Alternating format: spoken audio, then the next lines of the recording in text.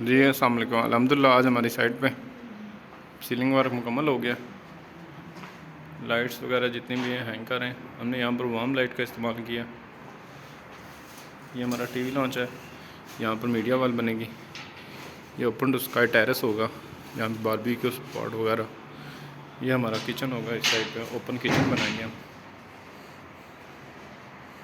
ये अभी हमने इसकी शेल्फ वगैरह बनाई है, इसके ऊपर भी कंक्रीट करनी है।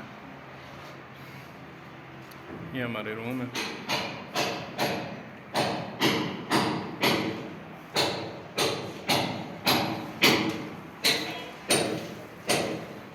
इसमें ये हमारी नीचे